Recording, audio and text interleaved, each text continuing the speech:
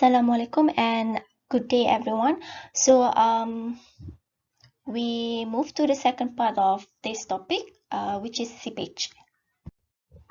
So what is actually seepage? Okay, seepage is a flow of water through soil. Okay, that means by seepage, it means that you are talking about flow of water through a porous medium, okay, where that medium is considered as soil. And the movement of water, okay, is measured from the upstream to downstream. So if you look at here, you have two different level, okay, and the rate of seepage can be estimated after measuring the coefficients of permeability, which means that in the equations later, okay, in order for you to calculate, okay, or to estimate the seepage, okay, you need to also consider, or you need to also determine first what is your K value, okay. And you see that here, when seepage velocity is great enough, the erosion can occur. So that is the outcome of the seepage, one of the outcome of the seepage.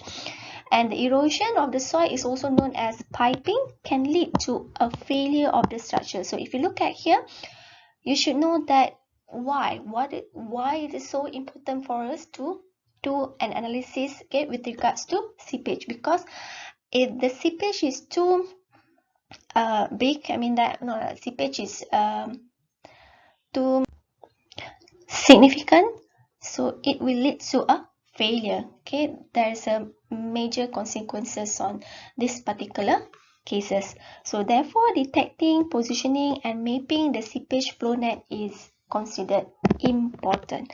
So if you look at here, they say that detecting, positioning and mapping the seepage flow net is important. So what it means here, okay, the analysis that we are going to discuss, okay, associated to seepage later, is more on graphical solution. Okay, this is the example of seepage, okay, at seepage, okay, through a dam, okay, through a dam. So this is what we call as a flow of water here, okay. This is known as seepage.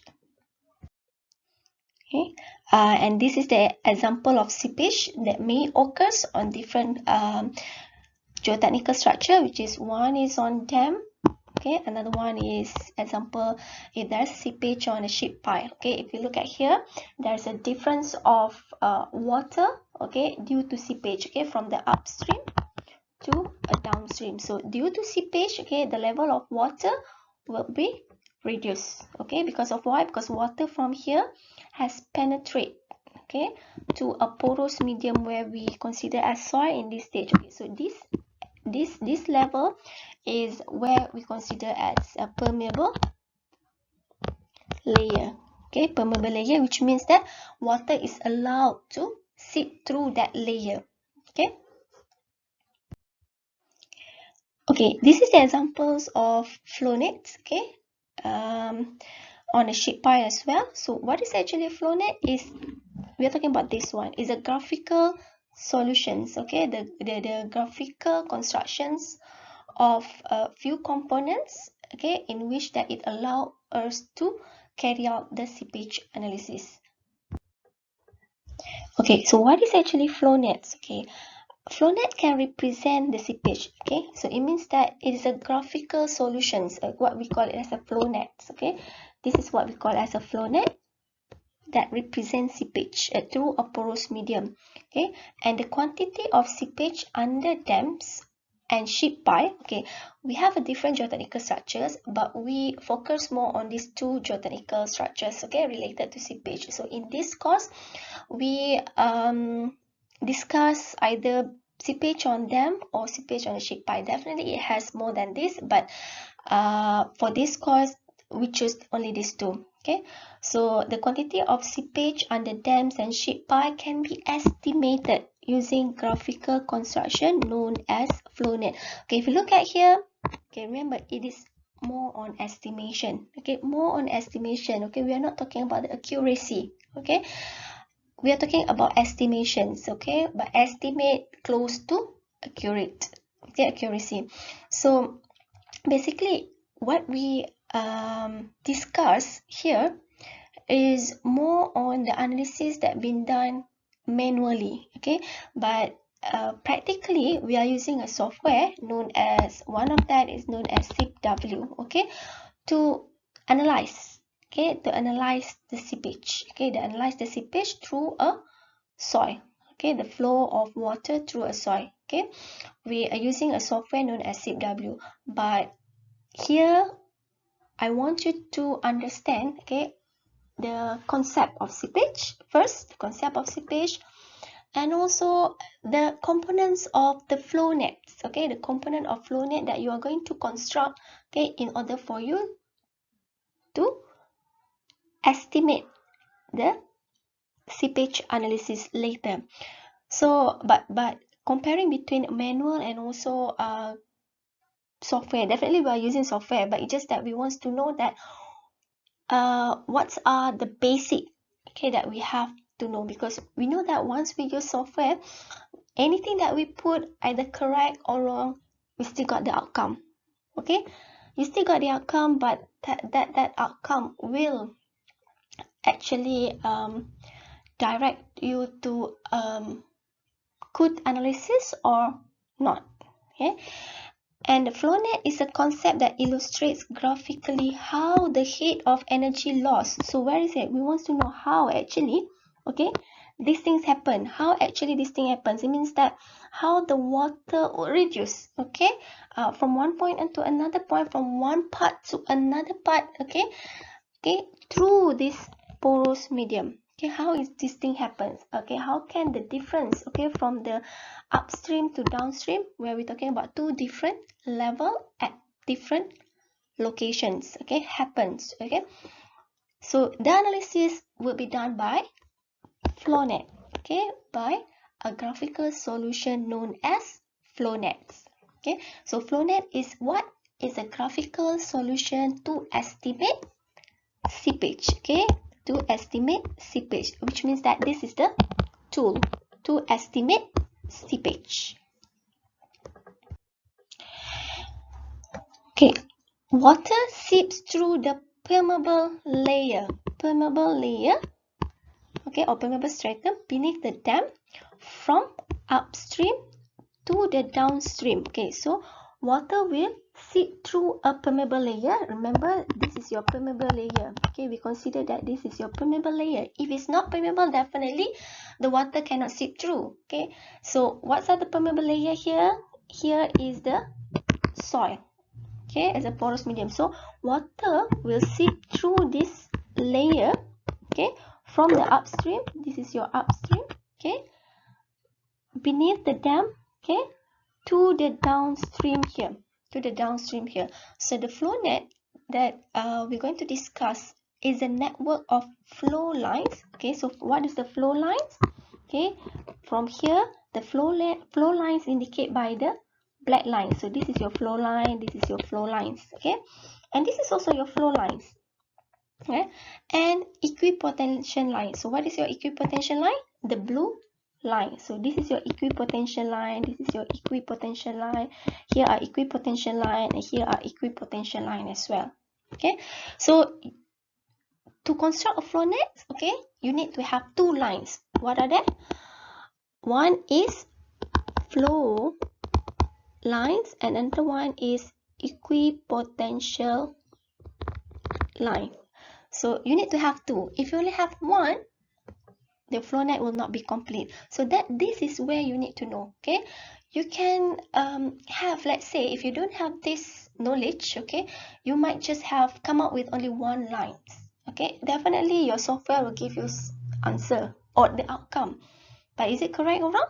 It is wrong, because the first thing that you need to know to construct a flow net, it must have two lines, a set of flow lines and also a set of equipotential line. So this is the first thing, okay. The first thing is to sketch your flow lines and also sketch your equipotential line.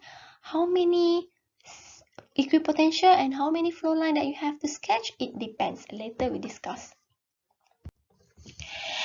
Okay, flow lines represent the flow of water through the foundations under the dam, the ship pipe, or etc. Okay, and what about the equipotential line? represents the energy of flow. Okay, an equipotential line is a line along which the potential head at all points is equal. Okay, there are certain things that you need to know, okay, which I already highlighted here. Okay, what is the flow line? Represents the flow of water. So if you look at here, you have two figures here. Okay, the first one, what is this? This is your flow lines, right? Okay, so what is your flow lines? Okay, flow lines, theoretically, it represents the flow of water, how actually water is flow. Okay, so it represents by the flow line. And what is equipotential line? It represents the energy of flow. So where's your equipotential line? Here. Okay, this is your equipotential line. Okay, and you say that it represents the energy of flow. Okay, and you said that equipotential line is a line along which the potential head, okay, the potential head at all points is equal. What it means by here? Okay, look at this figure. Okay, if you look at here, if you put two piezometers here, so this is what we call as piezometers, okay, to indicate the level of water.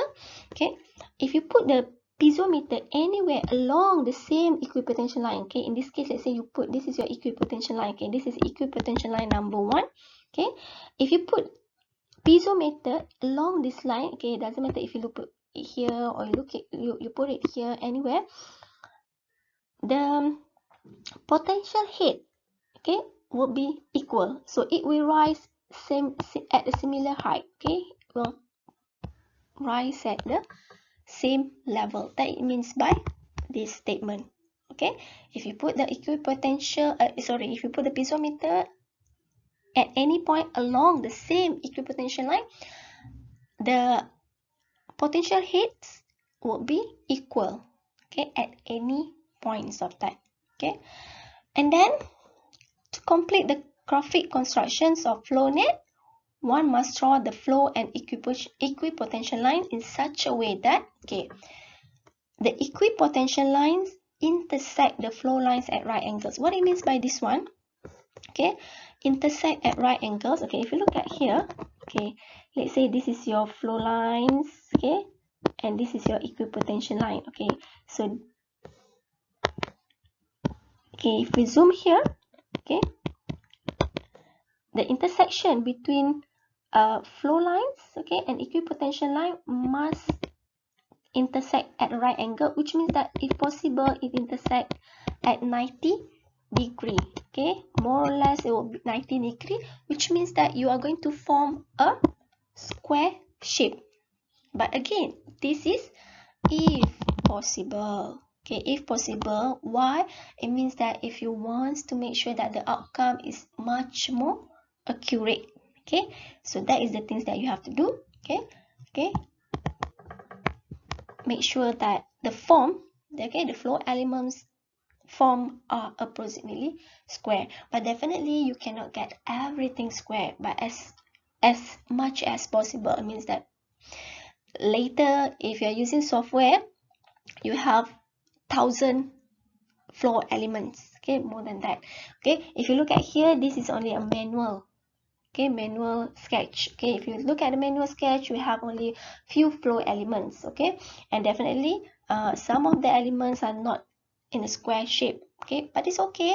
What I say that if possible, as much as you can. Okay. Okay, so how to sketch a flow net? Okay, in most cases, if you're talking about manual graphical solution, in about 5 to 10 flow lines are usually sufficient. Okay, you have like 5 to 10. Okay, you have 5 to 10 flow lines is sufficient. Okay, are sufficient. Depending on number of flow lines, selected number of equipotential line will automatically fix. Okay, by geometry and grid layout. Okay, first, which means that you have to plot what? You need to plot flow lines. Okay, you will plot flow lines first. Okay, how many flow lines that are sufficient? If you plot it manually, okay, not using a software, 5 to 10 are sufficient. Okay, and then second step is to plot the equipotential line. So how many equipotential lines that you have to plot? It depends on the how many flow lines that you already plotted.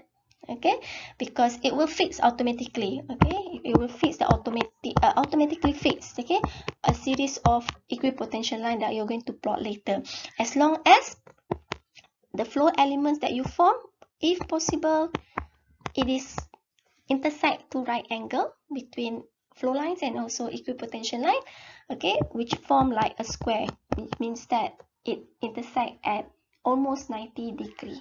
Okay, again, it's not necessary to be every 4 elements, if possible, as much as you can. Okay, maybe 90% of your flow elements, okay, is intersect at the right angles.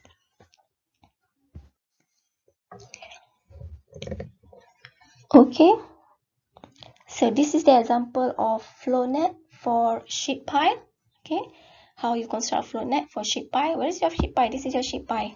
Okay, and this is the example of flow net for various geotechnical structures. Okay, besides sheet pile. So sheet pile already shows you in the previous slide. So let's say this is your another flow nets on different structure, on dam or concrete dam, okay, and many more.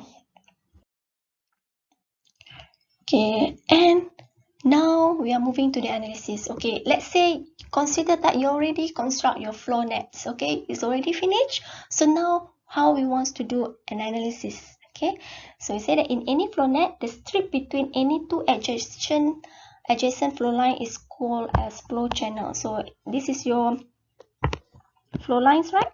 So the strip between these two adjacent flow lines, okay, is called as flow channel. So this is your flow channel.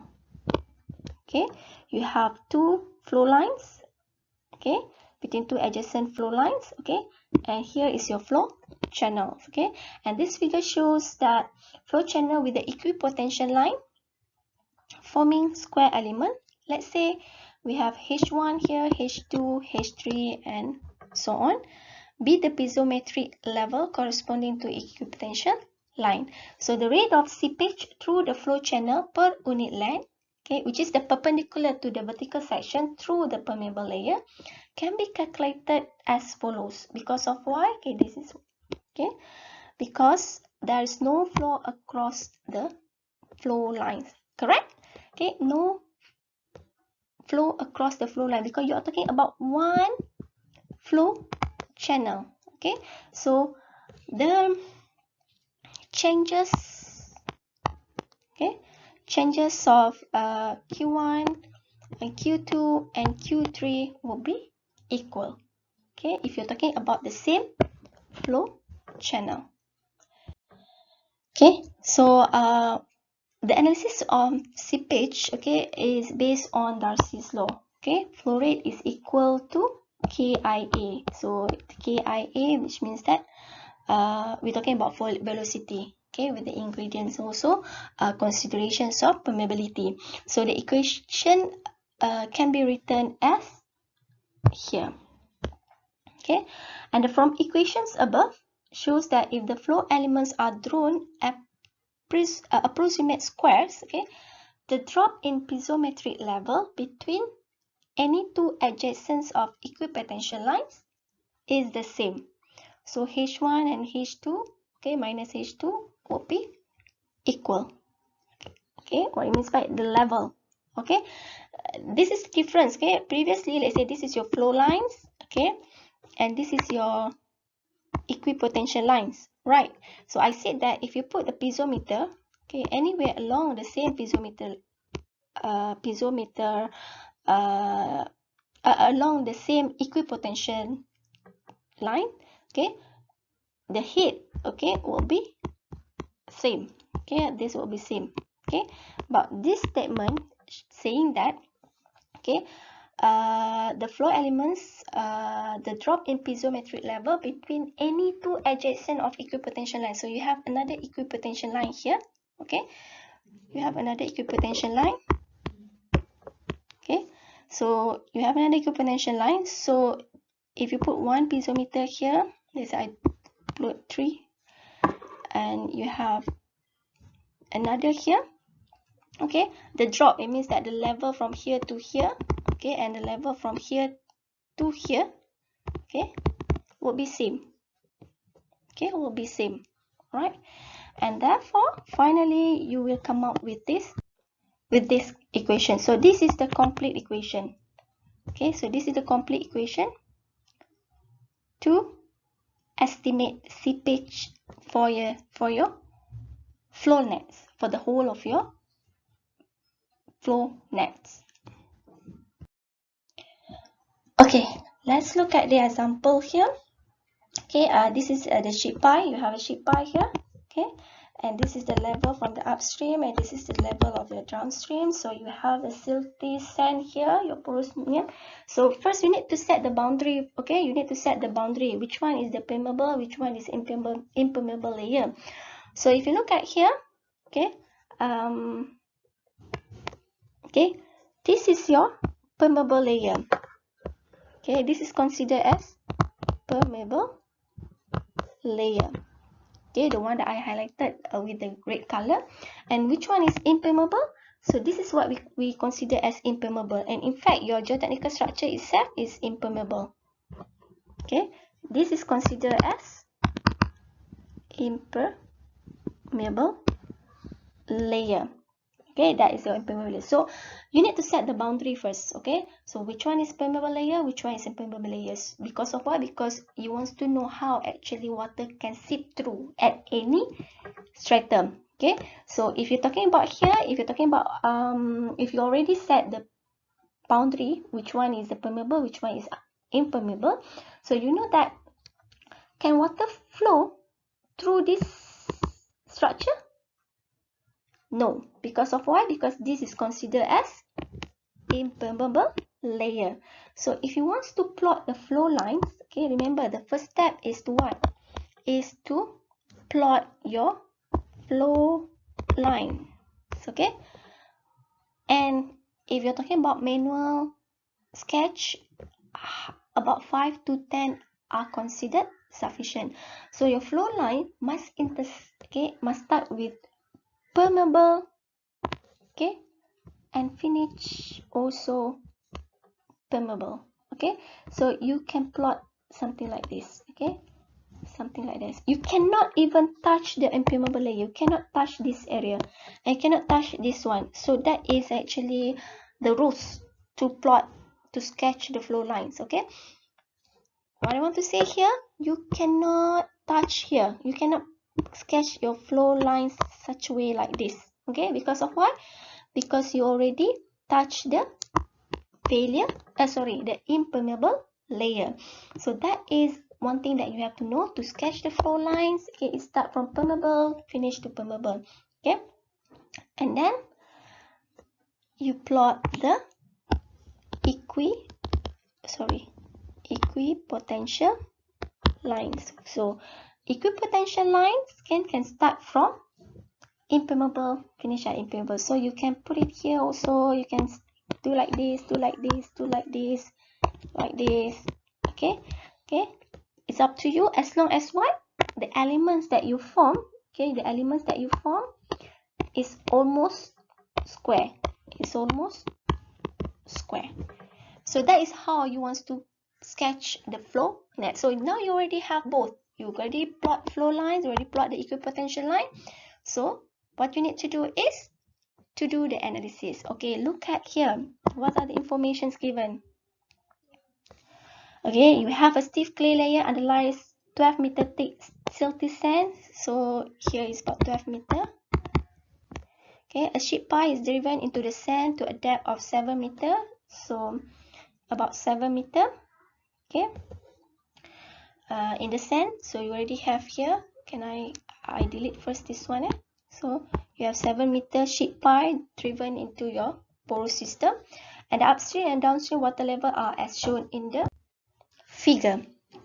Okay, so you have difference of height here is about 3 meter. Okay, from the upstream to downstream. Permeability of the silty sand is this one, and what is this? This is your K. The stiff clay can be assumed to be impervious, so we already assumed this one as impervious layer. Okay, the void ratio of the silty sand is 0.72, which is the E value, and the specific gravity given this one. Okay, draw a flow net and estimate the seepage. Okay, in meter cube per day. Okay, per meter run. Okay, so the first step is already done. We already plot the we already draw a flow net. So now we want to estimate the seepage, okay, with all those informations. Okay, let's look at the solution here. So here is your equations to estimate seepage. Okay, it's already given the K value from the previous slide in the equations. H is also given here. Okay, the only thing that you have to know is NF and also ND. Okay, maybe in previous slide I forgot to mention to you what is NF, what is ND. NF is number of flow. Okay, ND is number of drop. Okay, how to get this one? Number of flow is the flow, okay, between two adjacent flow lines. Okay, number of drop means that you're looking at the drop between two adjacent equipotential drop. So if you look at here, your NF, okay, given here is 3. Is it correct or wrong? Okay, let's look here.